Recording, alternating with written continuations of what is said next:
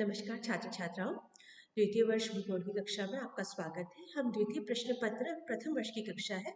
हम द्वितीय प्रश्न पत्र की बात कर रहे हैं, मानव का भूगोल। पिछली कक्षाओं में हमने संभववाद और निश्चयवाद पर चर्चा की थी। आज हम जो तीसरी विचारधारा है नव निश्चयवाद, उस पर चर्चा करेंगे। नव निश्चयवाद की जो विचारधारा है वो मानव पर्यावरण संबंध की सबसे नवीनतम विचारधारा है, जो निश्चयवाद और संभववाद के प्रतिकार और प्रतिशोध के स्वरूप सामने आए। एक अमेरिकी विचारधारा है और इसका जो शुरू करने वाले हैं वो ग्रिफिथ टेलर है, जिन्होंने ये विचारधारा दी और उसको नव निश्चयवाद किया कहा। निश्चयवाद का एक संशोधित रूप कह सकते हैं या एक माइल्ड स्वरूप कह सकते हैं इसको। थोड़ा सा निश्चयवाद में जो कटुता थी, जो एग्रेशन था प्रकृति के समर्थन का, उसको उन्होंने कम किया, परंतु उन्होंने प्रकृति के महत्व को नकारा नहीं और संभववाद की तरह मनुष्य को सर्वशक्तिमान नहीं साबित किया।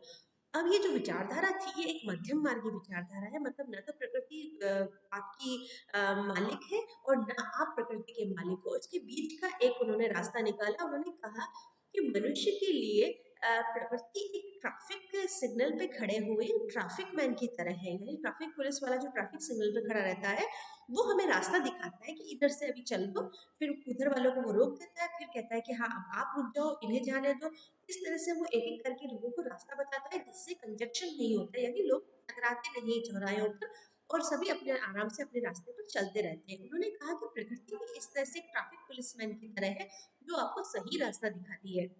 अगर आप उसको फॉलो करते हो, अगर आप प्रकृति के दिखाए रास्ते पर चलते हो, तो वो प्रकृति का दिखाया हुआ रास्ता आपके लिए हितकारी होता है और आपके लिए फॉर द फ्यूचर अच्छा होता है। तो आपको प्रकृति की जो रूल्स है उसको फॉलो करना चाहिए।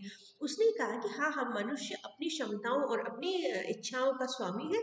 वो अपनी इच्छा से प्रकृति में काफी संशोधन भी करता है, परंतु उसको प्रकृति को समायोजित स्थापित करना चाहिए। अब इस विचारधारा का जो पृष्ठभूमि थी उसमें पहले तो ये दो विचारधारा थी ही, नियतिवाद और संभववाद।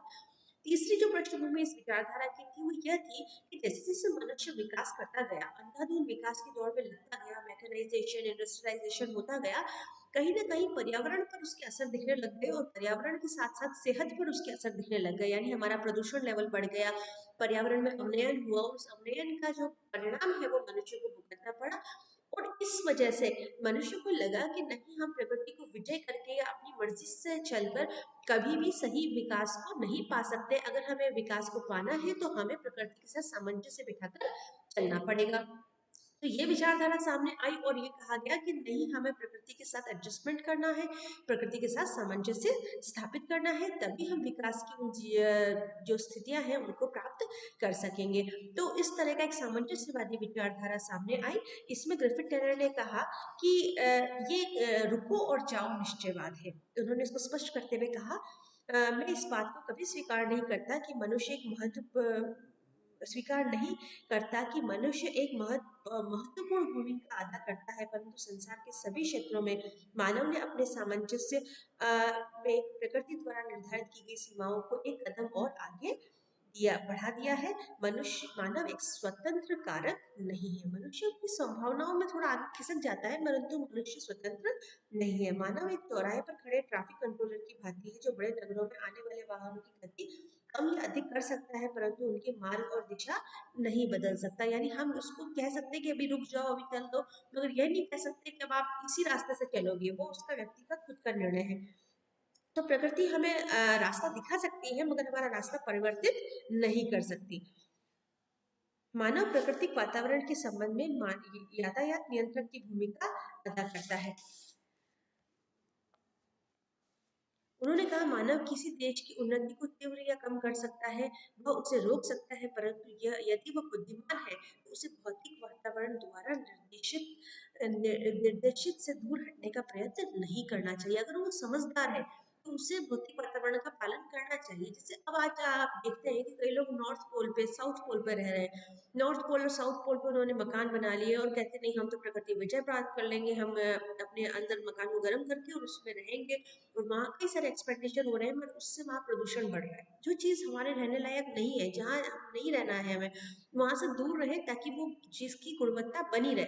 अब उससे प्रदूषण का लेवल बढ़ रहा है, प्रदूषण के लेवल से वहाँ पर ग्लोबल वार्मिंग और अलग अलग तरह की संभावनाएं पैदा हो रही है।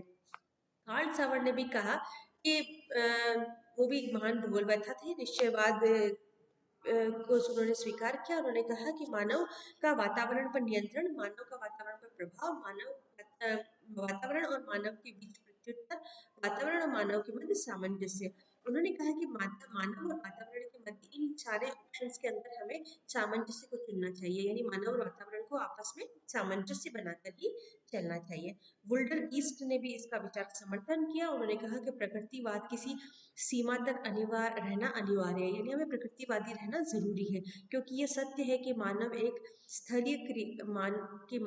स्थलीय क्रियाएं पारस्परिक होती है।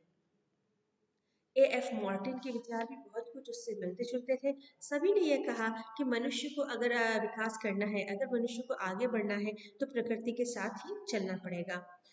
मॉर्टिन लिखते हैं कि भूगोल में निश्चयवाद संभववाद की अपेक्षा कारण तथा प्रभाव की कसौटी पर अधिक ठीक तथा खरा सिद्ध होता है। अतएव निश्चयवाद को ही सैद्धांतिक और वैज्ञानिक दृष्टि से मान्यता देनी चाहिए। उन्होंने कहा कि अगर आप कोई कार्य करते हैं तो उसका प्रभाव भी होता है, यानी कोई कारण होता है तो उसका प्रभाव भी होता है। अगर आप प्रकृति का विलोपन करेंगे, उसके अनुरूप नहीं चल के उसके विरुद्ध चलेंगे, जैसे अभी सीधी सी बात है कि अगर सर्दी है तो मैंने स्वेटर पहन लिया, शॉल पहन लिया, इस प्राकृतिक वातावरण के साथ अपने आप को ढालने की कोशिश करें। ये पॉसिबल है कि मैं एक एसी का रूम में बैठ जाऊँ और कॉटन का शर्ट पहन लूँ, परंतु क्या ये संभव है? क्या सभी तरफ एसी लगाना संभव है? ज्यादा बेहतर ये होगा कि मैं आराम से गर्म कपड़े पहनूं और इस वातावरण में आराम से घूमूं। तो ये प्रकृति के साथ सामंजस्य बनाना हुआ। बहुत अधिक एसी का इस्तेमाल करके हम पर्यावरण को नुकसान पहुंचा रहे हैं। आप जानते हैं कि क्लोरोफ्लोरोकार्बन गैस निकलती है एसी से, और अगर घर को जब हम अंदर से ठंडा करते हैं तो उसके प्रभाव बाहर के वातावरण पे बहुत ज्यादा पड़ता है, जो हमने पहले नहीं समझा था। हमें लगा था कि हम अपने घर को अपनी इच्छा से गर्म और ठंडा कर सकते हैं। हम कर सकते हैं, परंतु उसकी वातावरण को जो कीमत चुकानी पड़ती है, वातावरण पे जो उस चीज के प्रभाव आते हैं वो बहुत ही दूरगामी होते हैं और बहुत ज्यादा प्रभावी प्रभाव परिणाम आते हैं। और जिससे हमने रेफ्रिजरेटर और एसी के अंदर सीएफसी का जो यूज किया, और सीएफसी की वजह से ओजोन डिप्लेशन हुआ, यानी ओजोन गैस का क्षय हुआ, और उससे पृथ्वी के तापमान में वृद्धि हुई, और उसका बहुत बड़ा परिणाम न केवल मनुष्यों को बल्कि कई सारे निर्णयहीन जीव जंतुओं और वनस्पति को भी भुगतना पड़ा और आगे भी भुगतना पड़ेगा। तो ये बेटर है कि हम प्रकृति के साथ समायोजित करें, सामंजस्य करें। हम जानवरों की तरह नहीं है जो अपने वातावरण से सामंजस्य स्थापित करने के लिए एडेप्टेशन करना मुश्किल हो। हम अपने बुद्धिमत्तापूर्ण अपने किसी ऐसे कपड़े का इस्तेमाल कर सकते हैं जो हमें इस वातावरण और इस ठंड से बचा सके। तो इस तरह से जो आज के समय में आज की जो युग है उसके अंदर इन्हीं बातों पर हमें ध्यान देना है। रसेल मिथेल ने अपनी पुस्तक इंडस्ट्रियल एंड कमर्शियल ज्योग्राफी में लिखा है कि मनुष्य पृथ्वी का मात्र निवासी ही नहीं है, बल्कि एक सृजनकर्ता, एक निर्माण करता है, भौगोलिक प्रतिनिधि तथा पृथ्वी को परिवर्तित करने वाला भी है। हम सिर्फ पृथ्वी के निवासी नहीं है, हमने इस पृथ्वी में बहुत कुछ सृजित किया है। वनस्पति ने कुछ भी सृजित नहीं किया, जीव जंतुओं ने कुछ भी सृजित नहीं किया, मगर हमने सृजित किया है। ऐसा सृजित किया जो हमारे मरने के बाद भी वर्षों तक वो इस पृथ्वी पर जीवित रहता है।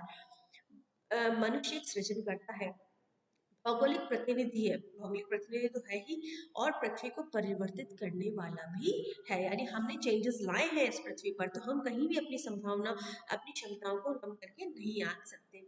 तो इसके अंत में ही हम जो ग्रिफिथ टेलर की कुछ लाइनें हैं वो बहुत इंपॉर्टेंट है कि प्रकृति को जीतना या स्वयं उसका दास बनने की अपेक्षा मनुष्य को प्रकृति के साथ सहयोग करने की बात सोचनी चाहिए। ये बहुत इंपॉर्टेंट है, आप इसका ध्यान दीजिए। ना तो हमें उसका दास बनना है, ना उसको अपना दास बनाना है, हमको उसका सहयोग करना है और सहयोग लेना है। सहयोग करना ही अच्छी सोच है। यह स्पष्ट है कि मानव का कल्याण प्रकृति से युद्ध करके नहीं है। कभी भी हम उससे अपना भला नहीं कर सकते अगर हम प्रकृति से लड़ाई करेंगे। उसके साथ सहयोग और सामंजस्य बनाए रखने में ही है। जो पर्यावरण का प्रदूषण है, जो अवनयन है, जो हमारी समस्याएं हैं, कई सारी बीमारियां हैं, ये सब प्रकृति से हमारी जो लड़ाई है, जो प्रकृति से विजय प्राप्त करने की हमारी छोटी सोच है, उसी का ही परिणाम है। तो हमें इस छोटी सोच से आगे निकलना है, प्रकृति से लड़ना नहीं है बल्कि उसके साथ चलना है। बहुत ज़्यादा प्रकृति में परिवर्तन और छेड़छाड़ करने की बजाय जो प्रकृति संभावनाएं हमें दे रही है, जो प्रकृति हमें रास्ता दिखा रही है, उसी रास्ते पर चलना ही हमारे लिए श्रेयकर और बेहतर होगा। तो इसी सब को हमें ध्यान रखना है। तो ये हमारी तीनों विचारधाराएं समाप्त हो गई। इसके बाद हम अगली कक्षा में इस यूनिट का लास्ट बिंदु जो आपका इसके संबंधित ही है, जो हमारा लास्ट बिंदु मानव भूगोल का फर्स्ट यूनिट का है, वो है कुछ मूल सिद्धांत है मानव भूगोल के, प्रिंसिपल ऑफ एक्टिविटी यानी क्रियाशीलता का सिद्धांत, क्षेत्रीय विभिन्नता का सिद्धांत और क्षेत्रीय एकता का सिद्धांत। ये क्षेत्रीय विभिन्नता और क्षेत्रीय एकता को हम एक साथ मिलाकर पढ़ेंगे और क्रियाशीलता का सिद्धांत, ये सिद्धांत हम अगली कक्षाओं में करके इस यूनिट को समाप्त करेंगे। एक सूचना मैं आपको देना चाहूँगी कि यूनिवर्सिटी का जो नोटिफिकेशन जो हमने अपने अलग अलग ग्रुप्स में आगे सर्कुलेट भी किया है, जैसे मैंने आपको सिलेबस में 5 यूनिट्स लिखवाई थी, उसमें से 5वीं यूनिट यूनिवर्सिटी ने विलोपित कर दी है, क्योंकि कोरोना की वजह से कोविड काल में हम कक्षाएं नहीं ले पा रहे हैं और आप सीधे हमसे नहीं पढ़ पा रहे हैं। इस कारण एक यूनिट विलोपित कर दी गई है और अब आपको मात्र 4 यूनिट पढ़नी है, यानी पहली 4 यूनिट ही पढ़नी है। तो अंतिम जो यूनिट थी दोनों ही पेपर्स के अंदर वो विलोपित हो चुकी है, तो आपको पहली 4 यूनिट का ही अध्ययन करना है और उसी में से आपका पेपर आएगा, वही आपको पढ़ना है। तो इस संबंध में और भी कोई आपको जानकारी चाहिए तो आप मैसेज या फोन पर बात कर सकते हैं। धन्यवाद।